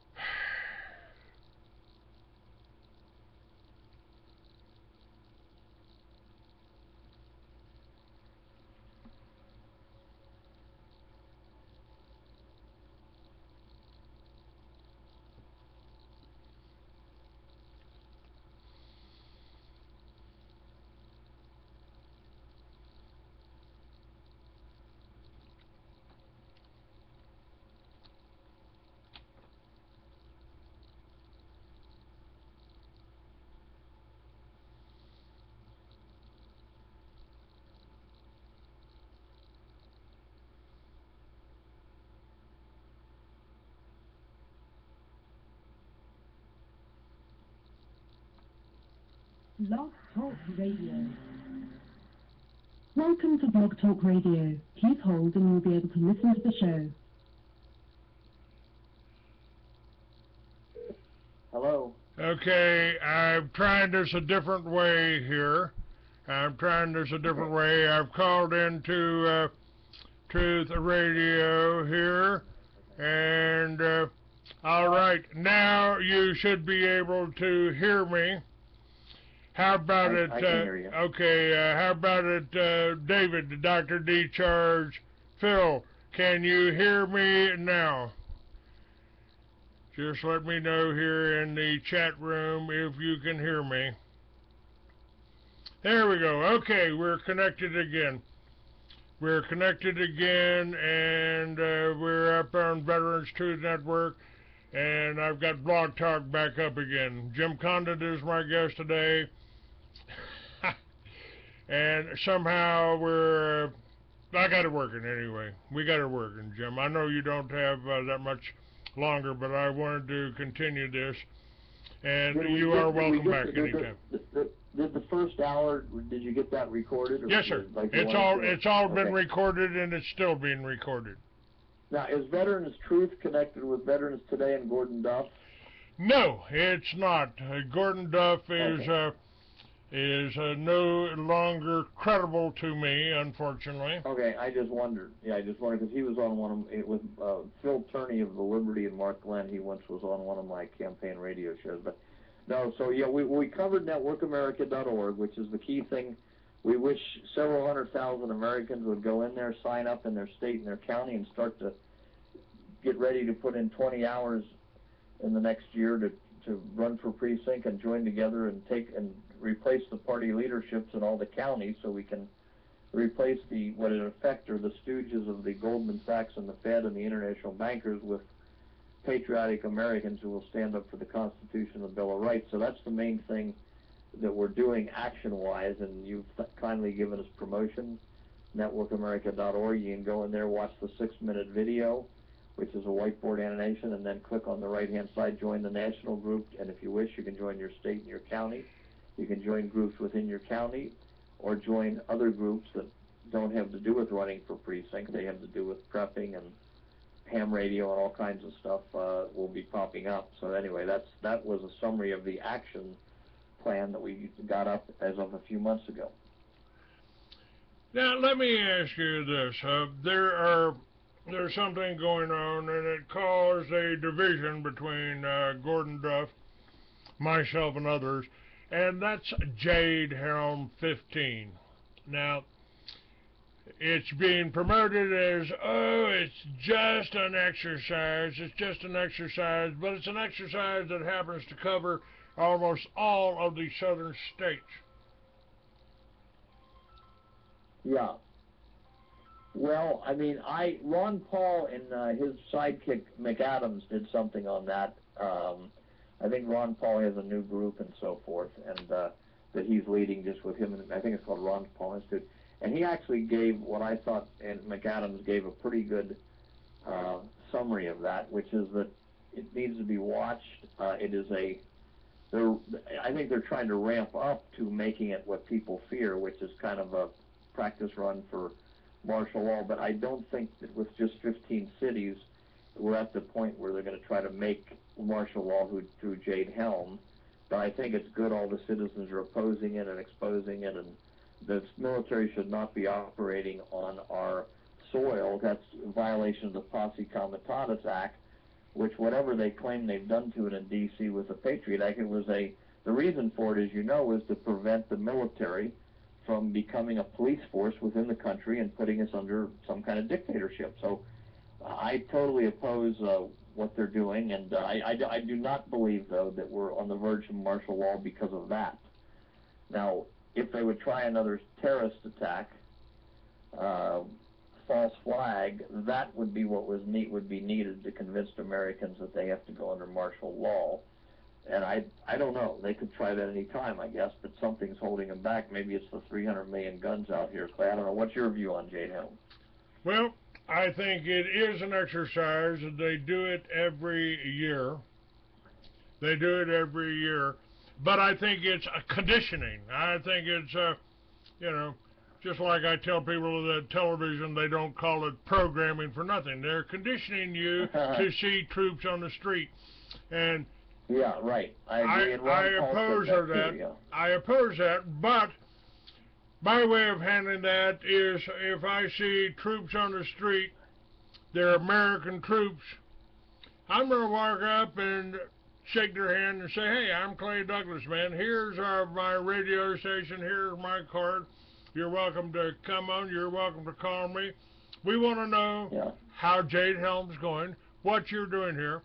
What are you training? Are you training to control the American people? Are you training to control dissent? Like they did in Russia? Are we? And I've told people, they killed so many millions of Chinese and Russians to form their communist government, and is that what they're doing here? I mean, every plank on the Communist Manifesto is intact in America today. So, it's conditioning. They want you to see troops on the street. They're our troops. I don't want to go out and shoot them. They're not our enemy. We need to talk to them. We need to be able to communicate with them. And I get a lot of information from active duty military. I get a lot of information from veterans. They don't want the veterans out there. They're afraid of the veterans, and by the way, they're also afraid of the bikers. Well, that Vietnam Veterans Motorcycle Club. They're the most well-armed. They're the most well-armed paramilitary group in America. No shit, Sherlock. Yes, we are. Yeah, I agree with you on everything you've said, and we need to educate the veterans. A lot of them are really awake as to what's happening, by the way. Yes. That's why whatever that faction of Talmudic Jews in the government a few years ago said, now, the people we really have to fear are the pro-lifers and the Ron Paul supporters, people that mention the Constitution a lot. Yes, if I were the Talmudic criminal Jews trying to take over the country, that's who I'd be afraid of too, is the veterans, I called them up. We got to educate. The ADL listed me 20 years ago in in a little brochure, fundraising brochure they put out called Armed and Dangerous. And there Clay Douglas was. There was the Free American right there. I called him up in New York. They was nice enough to give us their phone number. I called them up, and I said, "This is Clay Douglas. I just wanted you guys to know you finally got something right. I am armed, and if you're messing with my country or my family, then I'm definitely dangerous to you." Well, you know, if push comes to shove, and this is why I didn't get to the 5 things American needs to know. One was who controls the media. The next one is that 9/11 was a false flag, absolutely proven, run by Israel and Israel's agents in this country. I don't even like them using the name Israel because it's a counterfeit. But those who support the international Jewish, Talmudic, organized Jewish shadow government, that's who pulled off 9/11. It was to get us into endless wars in the Middle East. As Jim Traficant said, we're conducting Israel's expansionist policy, and everybody's afraid to say it. And secondly, bring a police state here to home. That's what 9/11 was for. Now, if people don't understand that, then they're sitting ducks for the next false flag, which might be, God forbid, a mini nuke going off in an American city, and then they'll claim we need martial law because, you know, Al Qaeda, quote unquote, set it off. When really, it's this organized a Jewish shadow government that's orchestrating all this stuff, including all these lone wolves that we're supposed to believe all of a sudden. We never heard of lone wolves our whole life. I'm 62 years old. Suddenly in the last year, there's lone wolves everywhere. They're converting to, Islamic extremism on the internet, and they're coming out. This is all a bunch of baloney. And Judge Napolitano, on a video on YouTube, which I think was one of his last shows on Fox News Business Network, and The Guardian over there in Britain have documented how all of these lone wolf incidents and a lot of these, almost every terrorist is set up by the FBI. They find a mentally weak person, they offer them money and something to do, and hey, how would you like to fly to the Middle East? Well, these people never had an experience like that. They give them the money, and when they show up at the airport, they arrest them. So this lone wolf stuff is total baloney.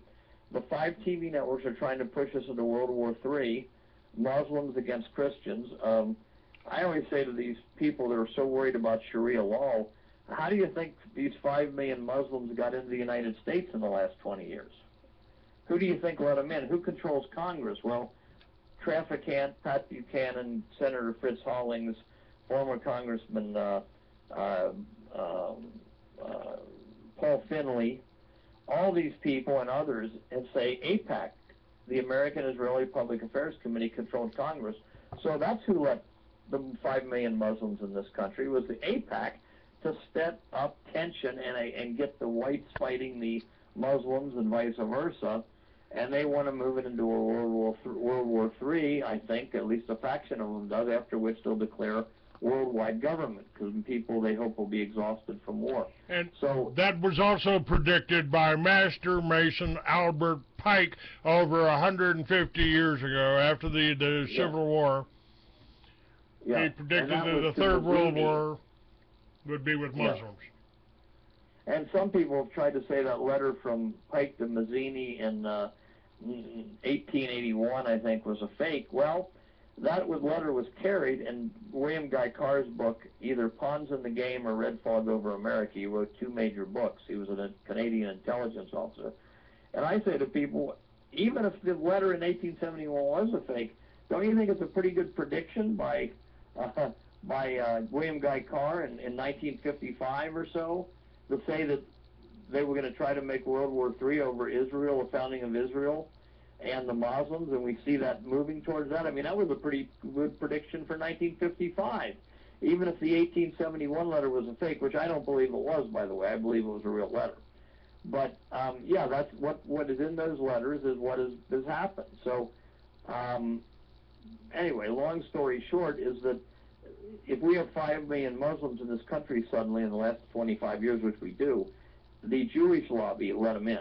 And just like the Jewish lobby is finding third worlders to this minute and dropping third worlders into every small town in Iowa, every small town in Idaho. How do people think this is happening? You don't think that someone in Bangladesh says, gee, I'd like to go to America. How do they get the money to get here? Who flew them here? These are very poor countries. And I'm not attacking these people. I'm attacking the Jewish shadow government who has got a plan against, quite frankly, it's a war against white Europeans. And if you say that, they say you're a white supremacist. The black people and every other group's allowed to have a group for their people, which is fine. But let the white people, if somebody say something for white people, and then you're a racist, and you're a white supremacist. I mean, none of us pick what race we're going to be, but right now you have to be blind to not see that the Jewish shadow government, which needs to all be arrested, by the way, worldwide, they are dropping third world people into the United States, which is against, it's being done without the American people knowing it, right? And it's, as Ann Coulter, who I don't agree with on everything, but Ann Coulter, she just came out with a book called Adios America, how left liberals want to turn, or left-wingers want to turn America into a third world hellhole. And she documents in there what's happening, but she doesn't give you the punchline of who's doing it. But as long as you know the punchline, that it's the Jewish shadow government, everything else will fit into place. And she wrote a tremendous book on that. And she has said on there, as Michael Savage said before her, that no nation has ever been transformed population-wise in history like, and I'll fill in the blank, the Jewish shadow government is doing to the United States of America. That's right. So that needs to be known, and what needs to be done again is arrest the Fed, arrest Goldman Sachs, arrest all the officials there, arrest the IMF, replace them with honest money issuing organizations, which is what Traficant wanted to do. And what Kennedy tried to do with Executive Order 11110. I still carry a $5 bill issued in 1963. It's called a United States note. It's got a red seal, not a green seal. Right. That was the Kennedy dollars. Yes. And Lyndon Johnson, one of the greatest criminals of all time, called those in as soon as Kennedy was shot from 3 angles. So my point, though, is that, and so I'm not against all these people around the world. If we have such ability to produce goods now with mass production and all the inventions and all the energy inventions that are hiding from us, that the whole world could be lifted, and all these folks who've been brought here could be brought back to their own countries, and we could help their countries rise too, just by not, what these Federal Reserve and IMF, the synagogue of Satan Jewish bankers, are oppressing all these poor countries with ungodly interest rates. That was one of John Kennedy's programs too. I can't remember what it was called. It wasn't called the New Deal, or maybe it was the New Frontier. It was some words that we were going to deal better with South America. Well, that was to take all those usurious loans off of them, which is what the IMF is in business to do. And so if we issued money honestly throughout the world, in harmony with the goods and services available, all the nations of the world could rise. But this idea of tricking the United States into becoming, the whites becoming a minority by this trickiness of the Jewish shadow government, this has to be reversed, because it's not fair, it's not in harmony with anything that's fair for the United States of America, and the United States of America has some rights too. There's one other thing. It's, of course, you've been programmed to think about this a lot differently, but almost 100 years ago, and I've told people, anytime a totalitarian regime takes over, they go after 3 classes of people in order. They go after the farmers first, farmers, ranchers, anyone that can produce their own food, because they don't want you being able to feed yourself. And second, they go after the intelligentsia. There's any of us that are smart enough to know what they're doing. We've studied history. We understand what their goals are. And third, they go after the veterans and the law enforcement that are still loyal to the old regime. That'd be any of us that still are loyal to that oath that I took 50 years ago to defend the Constitution against all enemies, foreign and domestic. That's where we're at right now. That's why they're demonizing veterans. That's why they demonize me for starting the militias. I guess I fit in a few of those categories. Even the farmers now. Now I got a garden in the backyard here. Yeah.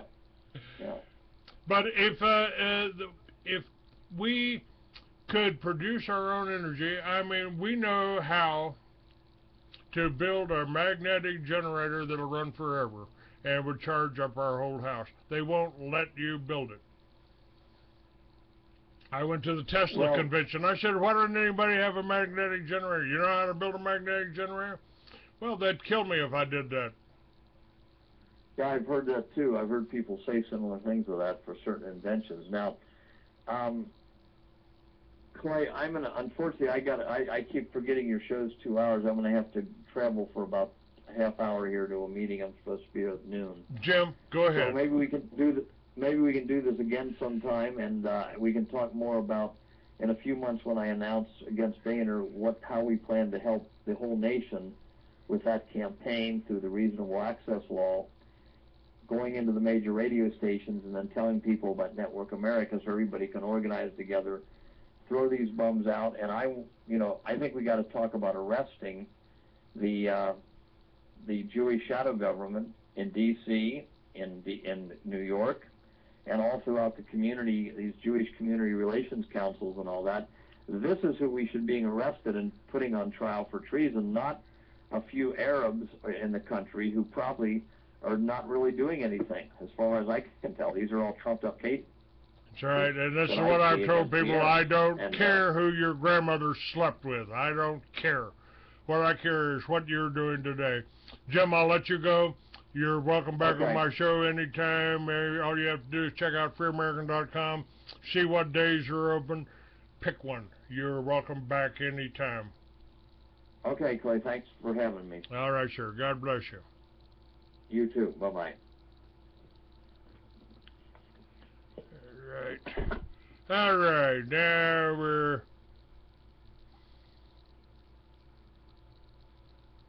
back on Blog Talk. We're on Veterans of Truth.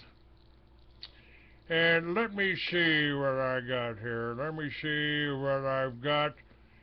And take a moment to tell you again that V.K. Durham, I just learned that she died back in December. And I'll have one of her friends on to talk about her, who was with her when she mysteriously died.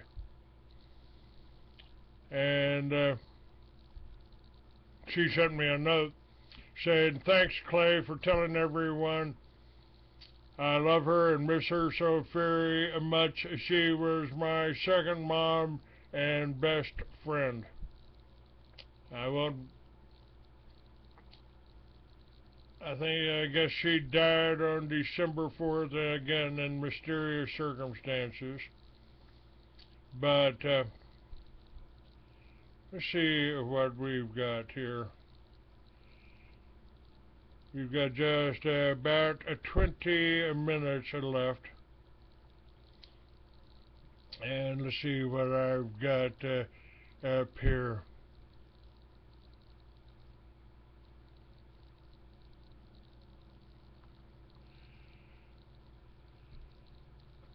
We got a press conference. Former Senator Bob Graham, Congressman Lynch. Let's see what they've got to say. And if you go to freeamerican.com, you can make a donation. If you go to shop.freeamerican.com, you can get some of my magazines, you can get some of my books, you can get the true face of FEMA that this whole Jade Hound pretty much has predicted. It's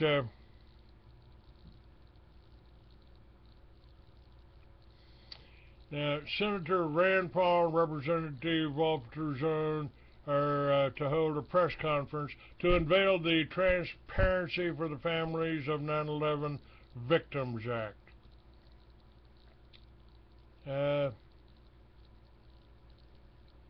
That was yesterday. See if we can get that.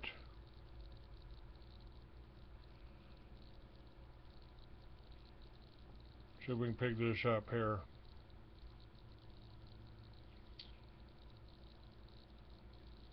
All the links for Jim Condit Jr. are up on my freeamerican.com site.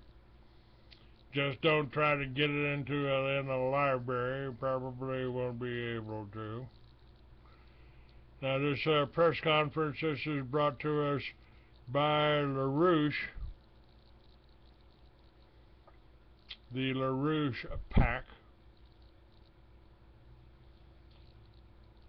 This was a press conference, I believe, yesterday.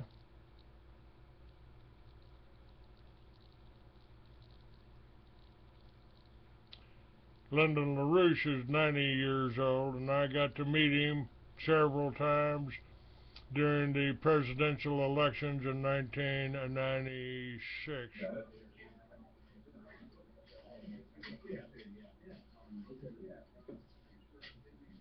This is Rand Paul, I can see here. Excuse me, sir. Excuse me. Yeah, that's right.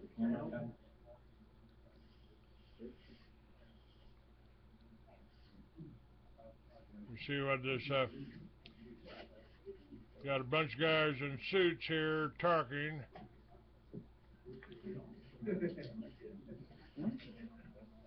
Come on, Rand, let's get it on.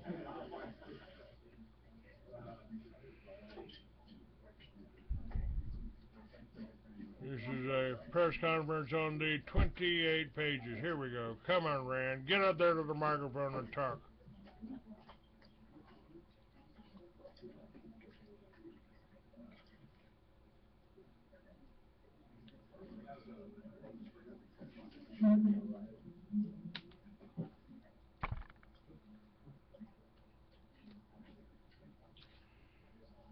All right.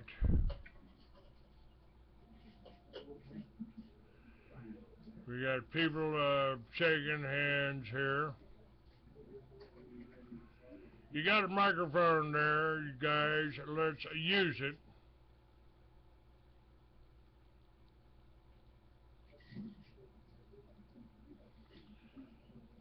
Looks like Rand Paul is getting ready to say something on transparency.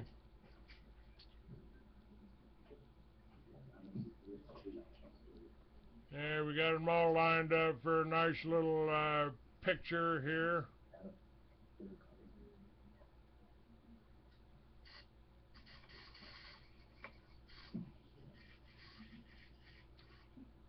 Come in, Rand. I want to get another cup of coffee.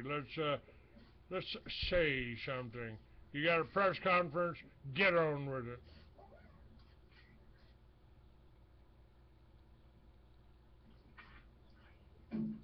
All right. I think we're ready to go. I hope so.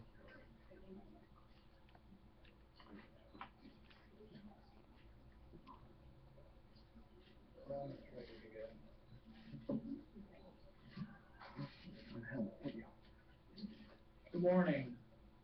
Over a decade ago, a bipartisan congressional committee investigated the 9/11 attacks and wrote a report. 28 pages from that report have never been released to the public. We're here today to call for a release of those 28 pages.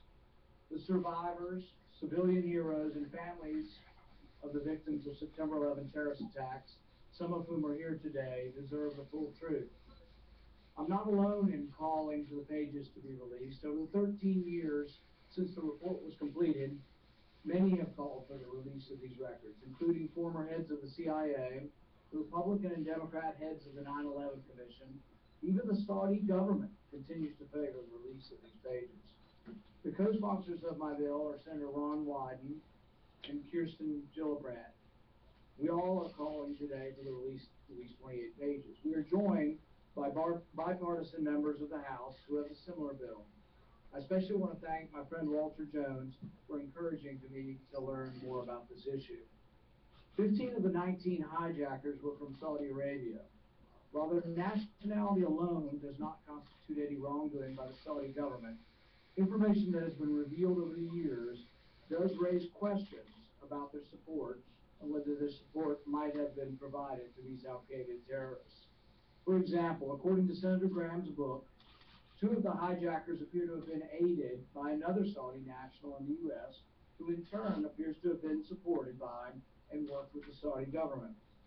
We cannot let page after page of blanked out documents be obscured behind a veil, leading these families to wonder if there is additional information surrounding these horrible acts.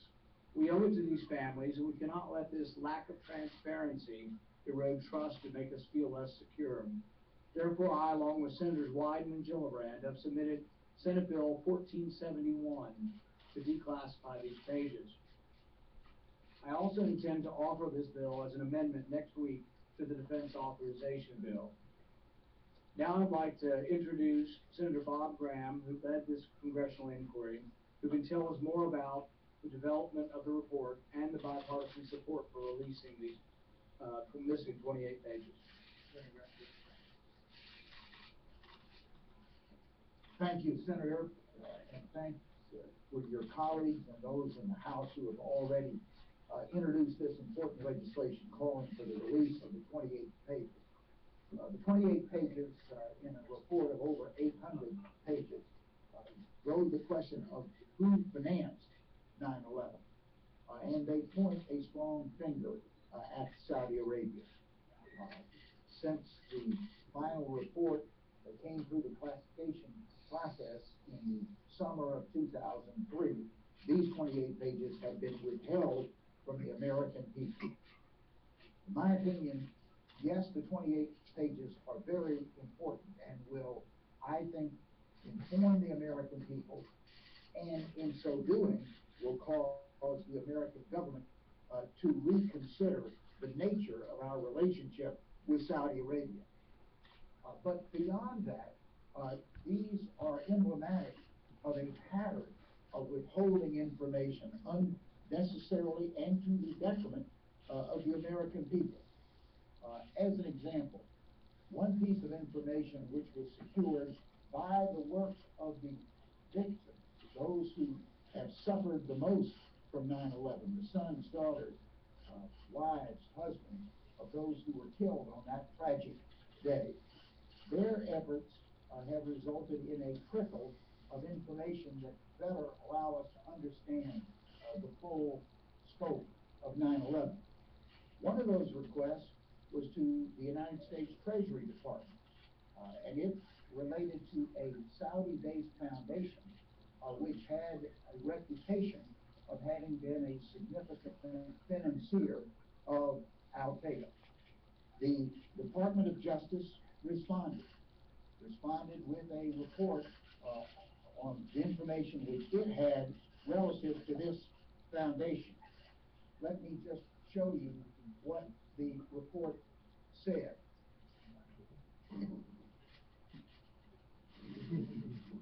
He's showing blank pages. Blank pages. 28 pages. All blank. That is what the United States Department of Treasury felt the American people should know about an organization which may well have been a significant reason for 9/11 to have occurred. This is an important issue that goes to the fundamental three words of American democracy. We, the people. This government is the government of the people. The people deserve the respect to know what their government is doing in their name. The passage of this legislation will be an important step towards realizing that respect to the people of America. I'd like to again thank Senator Paul and his co-sponsors in the Senate, and to call upon Congressman Walter Jones, who's been the leader of this effort in the U.S. House of Representatives.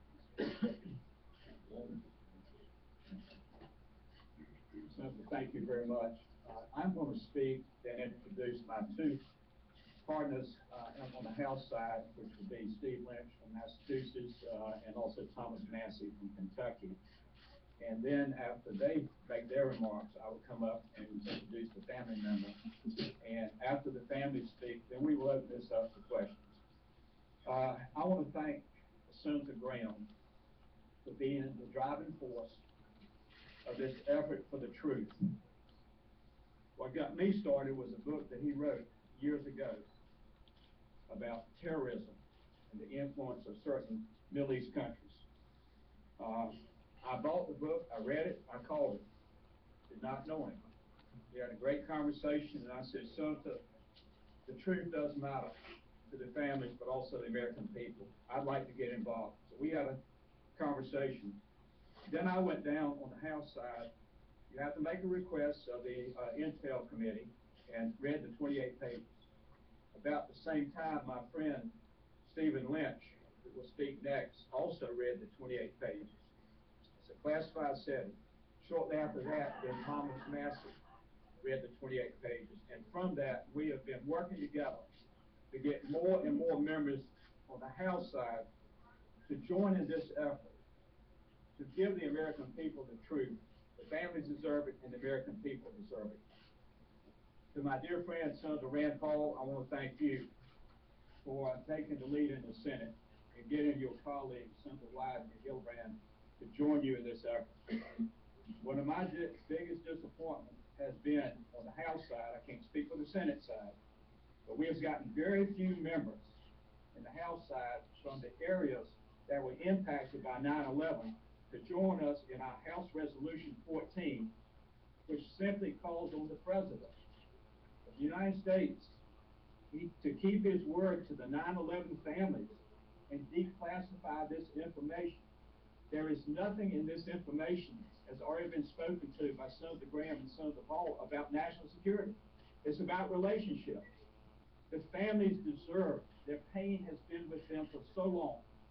They deserve the truth. And certainly the American people deserve the truth, or there is no hope for America. So with that, I would like to introduce my good friend from the state of Massachusetts, Congressman Stephen Lynch. Thank you. Stephen Lynch. I especially want to thank the 9/11 families who are here today to add such urgency to this effort. Let me thank Senator Rand Paul for his energy on this and for bringing a sharper focus to this issue, and I thank your colleagues, Senator Wyden and Senator Gillibrand, for joining you. I'd also like to make special notice of Senator Bob Graham, because back when very few people were focusing on this, Bob, having been part of the original investigation, really singled out the need to make all this information available to the public. In our request for full transparency, we're joined today by families of the victims of these tragic attacks on September 11th. Our nation suffered a tremendous loss, and we were all devastated by the horrific events of 9/11. However, these men and women, these families behind me, their families and their lives were forever altered that day. And we deeply appreciate their persistence in seeking the truth about their families. Our commitment to one another as citizens in a society that values freedom and justice demands that we hold accountable those who aided and abetted the savage attacks on our homeland and the murder of thousands of innocent Americans. When that fundamental duty to protect American citizens has been breached, it is not enough to say we will never forget. We need to do more. The military and civilian personnel at the Pentagon, the first responders and office workers in New York, the passengers and crew of those hijacked planes, and all those families whose hearts still ache. We owe it to them to provide a full accounting of the events and circumstances surrounding the tragedy of 9/11. It is appalling. It is a disgrace to a country that prides itself on transparency and truth and justice that these 28 pages of this bipartisan, bicameral congressional inquiry remains classified after 14 years from those terrorist attacks. This was not a mere redaction, as Senator Graham has noted. It is not just the mere deletion of a few words here or there, which is typical in these reports. This is a full-fledged blackout of information of these 28 pages. They have been excised from that otherwise informative report. 28 pages in length. It may have been a matter of national security to secure those pages back in 2002 with the urgency and the fear of vengeance at that time. But it is long since time that we made these reports public. Transparency in government is vital to our democracy. Enough time has passed that we can digest this information without worrying about the visceral passions and security implications that existed in the days immediately following those attacks. These families and our nation experienced a profound and personal loss, and these families in our nation deserve to have their questions answered. The declassification of the 28 pages is an important step towards answering these questions. After personally and carefully reviewing these 28 pages, I believe, and Walter and all the other legislators that have read these feel confident that these can be declassified without harming U.S. intelligence sources or methods. Indeed, I firmly believe that the information contained in these 28 pages will better inform our national security protocols and will better inform our anti-terrorism policy going forward. So I urge my colleagues in the House and Senate, I share the frustration with some members of the House who have not read the report and have not signed on to this bill that Walter Jones has articulated. But we need to get this done. We hope many of our colleagues will work with us to ensure that these pages are declassified in 2015. And again, I want to thank Senator Rand Paul for bringing this sharp attention, sharp focus on this issue today. And I want to thank these families behind me for their patriotism and their quest for justice on behalf of their loved ones. Thank you. Congressman Massey from Kentucky. I want to thank Congressman Jones for drawing my attention to this issue, and I want to make 3 points. First and foremost, the point for the families. The information in these 28 pages, I think, establishes a chain of liability that I think is important for the families in receiving justice, and I first and foremost hope these pages are released for the families of the victims. Secondly, this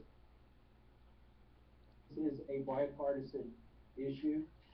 Unfortunately, it's bipartisan in 2 regards. You have Republicans and Democrats in the House and the Senate who are leading the charge to release these pages, but you have 2 presidents, either of which could have released them. The Republican president, who is the reason that they are secret, and a Democrat president who keeps them secret. Tomorrow, or even this evening, the president could release these pages. Our resolution merely urges him to do that. And it's completely within his authority to release these pages, and I want to make that point today. Finally, nearly not a day goes by in Congress where we aren't discussing about how to prevent another 9/11, whether it's in the discussion about whether we should collect Americans' phone records, whether we should look at the content of their emails, to what degree we need more intelligence gathering capabilities. That's all in the name of preventing another 9/11. Whether we should get involved in Syria, to what degree we should be concerned about Yemen, what to do about Iraq. All of these are colored by the question, how to prevent another 9/11. Some of the best intelligence we have is in these 28 pages, and most of our colleagues in the House have not read them, yet they're pretending to be informed on these issues and having a discussion about how to prevent the next 9/11, yet turning a blind eye to these 28 pages. Now, what they're talking about are 28 pages that are blanked out completely. And you've got Rand Paul standing up here with other congressmen, and they haven't given you a damn thing to go on either. Nobody's talking about what it is, and nobody's talking about the Israeli connection here, except my guest today. So, if you want to get the truth, you're there. freeamerican.com. We've got politicians that it's actually an insult to call someone like Jim Condit a politician. They're trying to do things. On this video, you'll have all the links to Condit's work, Condit's pages, and stay tuned. We'll be talking about V.K. Durham and Grandma a little bit later, and we'll have Paul Trappetti talking about Freedom Palooza that Jim Condit will be speaking at. So, God bless you all. I'm glad to be on the Truth, Veterans Truth. Goodbye.